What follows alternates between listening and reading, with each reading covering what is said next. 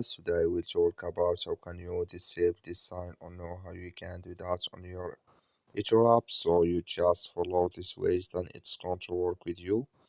So all you have to do, you just go here above this sign, click on it. So then it's going to show for you a list like this. Then all you have to do now, you just click here on settings here. So then it's going to take you to this list. It's going to show for you like this here.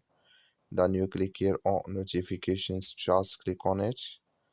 Then it's going to take you to this list. It's going to show for you like this. You click here on investing here, just click on it here. You come to this list. So then you come here to volatility here alerts. You click in this sign or this color, like you see color, it's gone. That's mean it's disabled with us now. That's all you have to do. Thank you for watching. Don't forget to support us by liking, subscribe.